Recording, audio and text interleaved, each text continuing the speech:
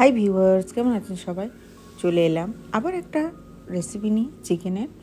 এটা বলতে পারেন অনেকটা চিকেন বিহারির মতো রান্না করেছি, কিন্তু চিকেন বিহারি নয়, আমি আমার নিজের মতো করে করেছি। তো রেসিপিটা কেমন করে করেছি তো চলুন আপনাদের বলে দিই বেশি কথা না বলে।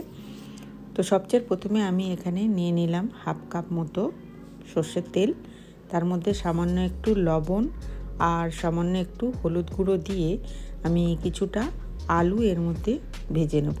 যেহেতু চিকেন বিহারিতে কি করে আলু দেয় না আর আপনার চিকেনটাকে ভেজে নেয়, তো আমি এখানে আলু দিচ্ছি। আমি বললাম আমি আমার নিজের মতো করে রান্না করছি। তো এখানে আমি কিছুটা আলু ভেজে তুলে নেব আলুটা। এবার আলুটা তুলে নেওয়ার পরে ওই তেলের মধ্যেই আমি দিয়ে দেবো গোটা গরম মশলা। এখানে দিয়েছি জিরে, গোলমরিচ, এলাচ, দারচিনি, লবঙ্গ, তেজপাতা আর দুটো শুকনো লঙ্কা। এবার এটাকে কিছুক্ষণ নাড়াচাড়া করার পরে যখন একটা সুন্দর গন্ধ বেরিয়ে আসবে, সেই সময়ে এর মধ্যে আমি দিয়ে দেবো 2 টেবিল স্পুনের মতো আদা রসুন বাটা। আপনি কিন্তু এর থেকে বেশিও আদা রসুন ইউজ করতে পারেন যদি আপনার মনে হয় যে আপনি বেশি বেশি মশলা খেতে চান বা পছন্দ করেন, তাহলে দিতে পারেন। কিন্তু 2 টেবিল স্পুন 1 কেজি মাংসের জন্য এনাফ।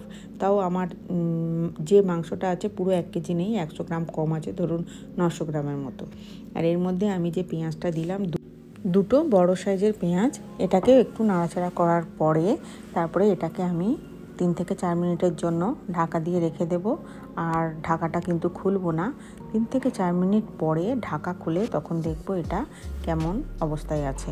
দেখুন পেঁয়াজটা তখন একেবারে গলে যাবে, পেঁয়াজটা পুরো গলে যাবে আর নাড়লেই একেবারে পুরো গলে যাবে আর তেল বেরিয়ে এসেছে, দেখতে পাচ্ছেন। এইবার আমি কি করব, এর মধ্যে দেব মশলা।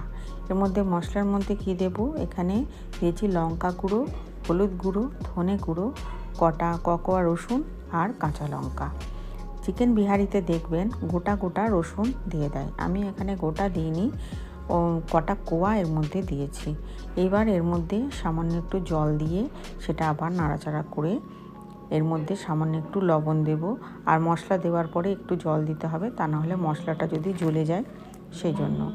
এবার এর মধ্যে সামান্য একটু লবণ দিয়ে, লবণটা খুব খেয়াল করে দিতে হবে কারণ একবার আমি তেলে লবণ দিয়েছিলাম সেই জন্য। এবার এটা ঢাকা দিয়ে আরও কিছুক্ষণ রেখে দেবো, এই ধরুন 3 থেকে 4 মিনিট যেমন রেখেছিলাম ওইরকম ঠিক রাখার পরে আবার খুলে দেখব কেমন অবস্থায় আছে। তো এইবার আমি না নেড়েই তার মধ্যে দিয়ে দিলাম চিকেন মশলা।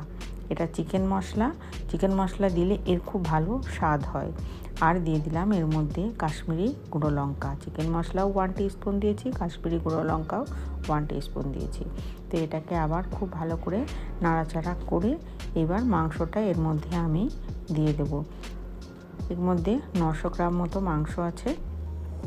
তো এটাকে আবার মাংসটাকে খুব সুন্দর করে এমনভাবে নাড়তে হবে যেন মশলাগুলো সমস্ত মাংসের গায়ে লেগে যায়, সেরকমভাবে নাড়তে হবে। এইবার নাড়তে নাড়তে তারপরে সামান্য একটু এর মধ্যে জল দেব, মানে খুন্তিটা ধুয়ে একটু জল দিয়ে এটাকে আবার ঢাকা দিয়ে একেবারে আপনার 7 থেকে 10 মিনিট কি 8 থেকে 10 মিনিটের মতো এটা রেখে দেবো।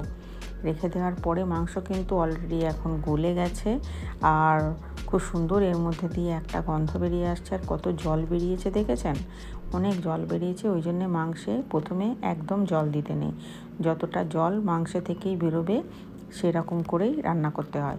এবার এর মধ্যে আমি কি করলাম, এক সাইডে যে কটা আলু ভেজে রেখেছিলাম ওটা দিয়ে দিলাম। এবার এর উপর থেকে জল দিয়ে দিলাম, এটা সামান্য গরম জল আছে, একেবারে ঠান্ডা জল দিইনি। এবার এটাকে ঢাকা দিয়ে আরও 5 মিনিট রেখে দেবো। আর উপর থেকে দিয়ে দিচ্ছি একটু গরম মশলা। এবার কেউ যদি মনে করেন যে গরম মশলা দেবেন না, অনেকেই আছে গরম মশলা পছন্দ করে না, তারা নাও দিতে পারে, তবে এর স্বাদ খুব সুন্দর হয়। চিকেন বিহারি কিন্তু চিকেন বিহারি মতো রান্না করেছি, কিন্তু চিকেন বিহারি নয়। চিকেন বিহারিতে মাংস সব সময় ভেজে ইউজ করা হয়, এখানে আমি সেরকম কিছু করিনি, কিন্তু খুব সুন্দর খেতে হয়েছিল। আপনাদের আমি বলছি আপনারা একবার ট্রাই করে দেখতে পারেন। যদি ট্রাই করেন তখনই বুঝতে পারবেন যে এই রেসিপিটা কেমন ছিল। খুবই সুন্দর খেতে হয়েছিল, দারুণ খেতে হয়েছিল। আর এর যে একটা সুগন্ধ, সেইটাতেই মানে কি বলবো, অর্ধেক ভাত খেয়ে নিতে পারবেন আপনি। একেবারে। তো এই রেসিপিটা যদি আপনাদের ভালো লাগে তো তাহলে লাইক কমেন্ট শেয়ার করবেন। আমি আবার আসবো অন্য কোনো রেসিপি নিয়ে। সাবস্ক্রাইব করতে ভুলবেন না। Thanks for watching. Bye and take care. সবাই ভালো থাকবেন।